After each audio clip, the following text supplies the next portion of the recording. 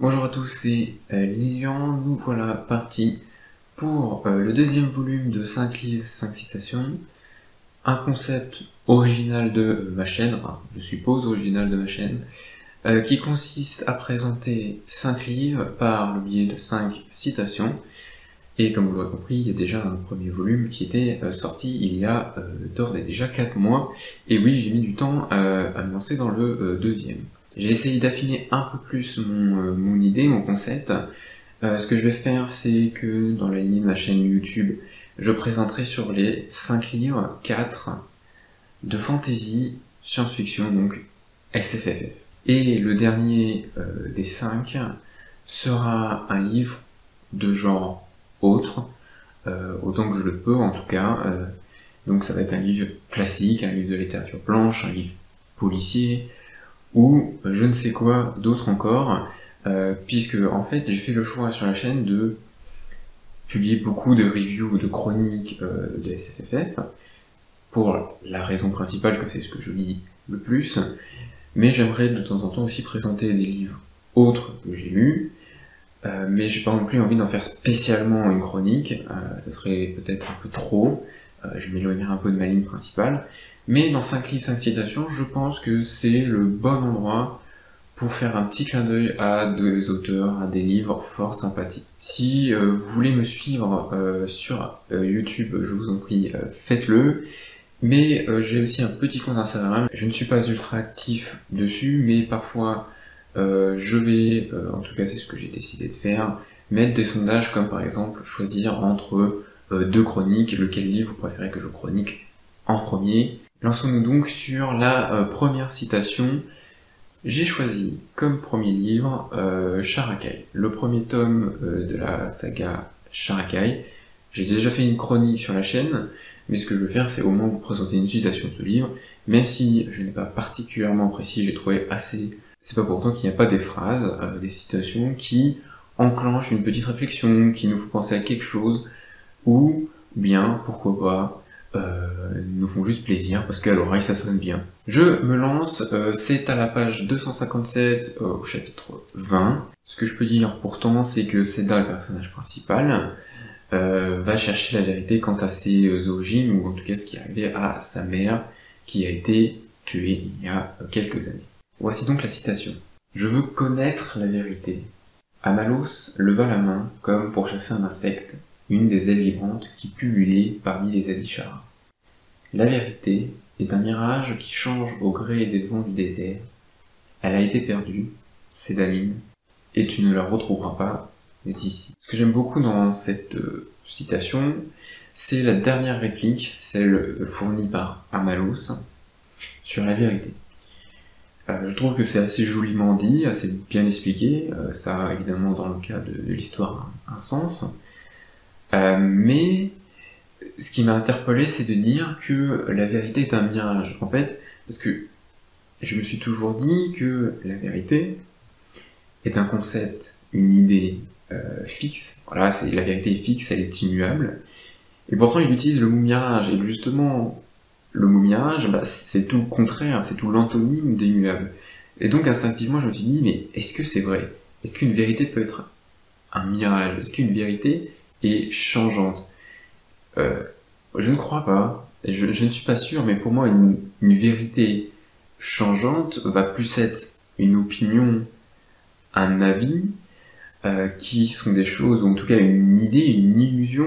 Mirage et illusion, ça va ensemble, vous me direz. Mais en tout cas, ça sonne bien. On peut en conclure ça. J'aime bien l'idée, dans la deuxième partie de la réplique, que la vérité, c'est pas facile à avoir, hein, qu'il faut peut-être souffrir, qu'il va falloir chercher encore plus loin, qu'il va falloir attendre, et donc que la vérité, il faut la mériter. Je pense par exemple à l'histoire, au fait de chercher précisément ce qui s'est passé et les faits, ça demande un effort, la vérité n'est pas toujours claire, et que la vérité est changeante en fonction des points de vue, et des opinions. Continuons donc avec la deuxième citation qui est issu de À la croisée des mondes. Il s'agit donc d'un monologue ici de la mère du personnage principal, la mère de Lyra. Un monologue qui est, ma foi, fort émouvant, je trouve, par rapport au personnage, parce que c'est un personnage qui est auquel on ne s'attendrait peut-être pas ce genre de réplique. Je vous laisse donc sur la citation. L'idée de l'oubli éternel m'est insupportable, Riel, ajouta-t-elle. Tout plutôt que ça. Je pensais que la douleur serait la pire des choses, être torturé éternellement. Je croyais qu'il n'y avait rien de pire. Mais, tant qu'on reste conscient, c'est un moindre mal, non? C'est mieux que de ne plus rien ressentir et de s'enfoncer simplement dans l'obscurité, alors que tout disparaît pour toujours.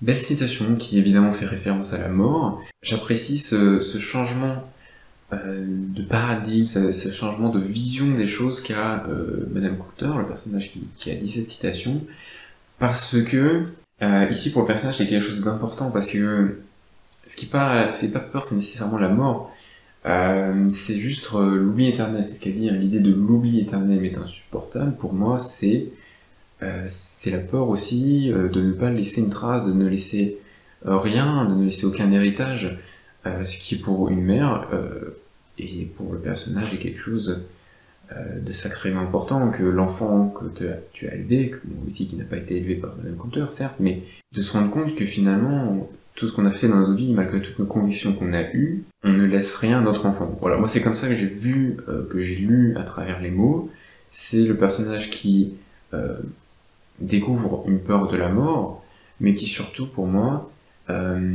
reconnaît qu'elle a fait une erreur envers son enfant, et que son enfant n'aura rien d'elle, si ce n'est quelques morceaux de chromosomes par-ci par-là. La troisième citation, c'est extrait des Brumes d'Avalon de Marion Zimmer Bradley, qui est une réécriture du mythe arthurien, qui a la particularité assez sympathique, je trouve, de raconter tous les événements que l'on connaît tous, plus ou moins, du point de vue de Morgane, et plus globalement d'un point de vue féminin. Et au-delà du point de vue féminin, il s'agit du point de vue de prêtresse de l'ancienne religion, puisqu'il faut savoir que le mythe arthurien raconte avant tout, peut-être pas nécessairement avant tout, mais il raconte le face-à-face, la confrontation entre le christianisme qui arrive en Angleterre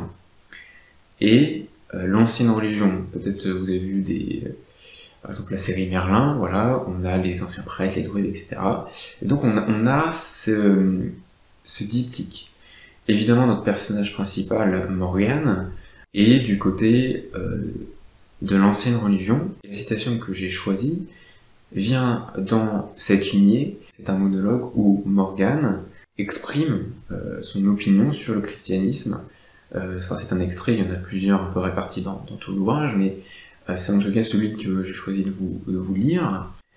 Donc c'est une critique du christianisme, n'y voyez pas évidemment un avis personnel, prenez-le comme quelque chose qui peut mener une réflexion. Je ne veux blesser personne dans toute croyance. Et le « il » dans la citation représente les chrétiens. Je précise pour vous aider à la compréhension.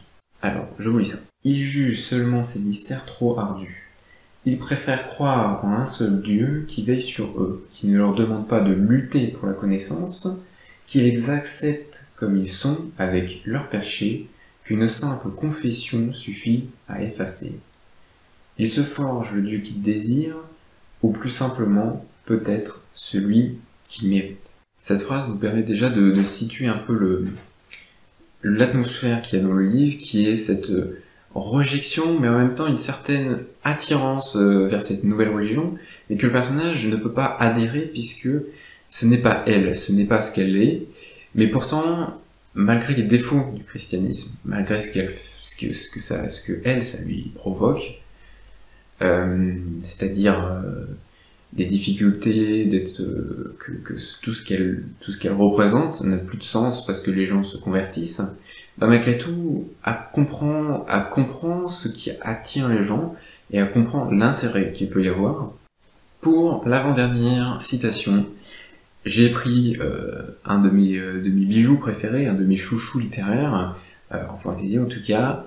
Il s'agit du Nom du vent de Patrick Rothfuss, du premier tome, donc dès les débuts, une phrase qui moi quand j'ai commencé, j'ai tout de suite apprécié. Ça cible bien le caractère du personnage version vieux. Je vous fais un petit topo rapide du début du Nom du vent. Et il y a un chroniqueur qui vient pour récupérer l'histoire d'un vieil homme qui tient une auberge parce que cet homme est une légende dans ce monde et qui a disparu, et donc cet homme, Kvothe, le personnage principal, va conter son histoire, et il dit cette phrase que je trouve absolument géniale, je vous cite: « Cela dit, ne vous avisez pas de changer le moindre mot de ce que je dis. Si je semble m'égarer, me perdre en discrétion, souvenez-vous que les histoires vraies empruntent rarement le chemin le plus court. » Et là, avec cette phrase, l'auteur, le personnage principal, explique que une histoire, c'est pas que des faits objectifs, que c'est une compilation de choix subjectifs à un moment T qui vont conduire que la situation va dégénérer alors que finalement elle aurait pu être bien plus simple. Et donc l'histoire, c'est pas spécialement une droite. C'est une droite certes, mais c'est une droite qui passe par d'autres dimensions, qui dérive, qui prend des virages et des courbes.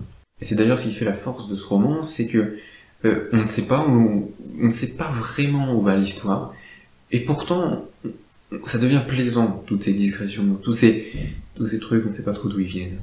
Voilà. C'est pour moi la façon aussi de l'auteur de justifier que son histoire, elle est comme ça et puis c'est tout. Voilà. Soit vous l'aimez, mais en tout cas, elle est vraie. Le dernier livre qui n'est pas du même genre que les précédents, il s'agit de La Peste d'Albert Camus. À l'origine, je voulais acheter et lire L'Étranger, qui est dans le cycle de l'absurde. Étant donné que j'avais déjà lu Caligula, je voulais rester dans le cycle. Bon, j'ai eu La Peste parce qu'à la FNAC, il n'avait pas L'Étranger. Je suppose qu'il y a eu de grosses réimpressions suite au confinement qui a redonné un petit coup de vie, un petit soubresaut à La Peste. Donc évidemment, c'est l'histoire d'une peste qui se répand dans un village, qui se répand dans une ville, dans une région. Et donc la citation que je vous ai choisie vient sur la fin. À ce moment-là, on est sur l'apogée, sur un moment fort de la peste qui s'est extrêmement répandue. Il y a un nouveau sérum qui vient d'être fabriqué, et le personnage principal, celui qu'on suit le plus, le docteur Rieux, va bientôt utiliser ce sérum sur un jeune garçon. Il est stressé, il est tendu, il est fatigué puisque il combat la peste, lui, depuis des mois. Les gens sont confinés, isolés, et ils sont de plus en plus effrayés, de plus en plus tendus face à la situation. Ce qui va mener le docteur à réfléchir de plus en plus sur lui, sur la situation, voilà. On suit dans le livre aussi ses pensées. Et il dit à un moment ceci: « Vous n'avez pas de cœur, lui avait-on dit un jour. Mais si, il en avait un. Il lui servait à supporter les 20 heures par jour, où il voyait mourir des hommes qui étaient faits pour vivre. Il lui servait à recommencer tous les jours. Désormais, il avait juste assez de cœur pour ça. » Je crois qu'il n'y a rien d'autre à ajouter. Cette citation, elle montre à quel point le médecin est tellement investi dans son travail, dans sa lutte, que la seule chose à la fin qui le fait tenir, justement, c'est son altruisme, c'est sa bonté d'âme, c'est tout ce qu'il peut donner. Et il est jeté à corps perdu dans une bataille qui le surpasse, qui est d'une ampleur incroyablement plus grande et plus insidieuse que lui ne peut faire contre ce virus, cette bactérie. Et malgré tout, malgré la haine que les gens lui portent, parce que c'est lui qui vient, qui frappe à la porte et qui vient chercher un proche qui est malade, et il continue à prendre en lui la colère des gens, la peur des gens, et surtout de voir des gens mourir en sachant qu'il n'a pas pu faire mieux, qu'il aurait peut-être pu faire mieux si la situation avait été différente, si un sérum était présent. Donc, ce sera tout pour cette citation. J'espère que la vidéo vous a plu, j'espère avoir été assez loquace, peut-être vous attendez-vous à plus de réflexion sur les citations que je propose. Pourtant, je ne veux pas aller trop loin, voilà, je dis 2-3 éléments, ce qui m'a plu ou ce qui est intéressant, mais je laisse aussi ces citations pour vous, peut-être vous faire réfléchir, pour lancer une réflexion, et aussi pour vous donner envie de lire ces livres, car ceux que je vous ai présentés valent le coup. Moi, ils m'ont plus ou moins plu, mais ce sont des livres qui sont très intéressants et que donc je vous recommande chaudement. Merci à vous, vous pouvez laisser un pouce bleu si vous en avez envie, et je vous dis à plus pour une prochaine vidéo. Bye bye.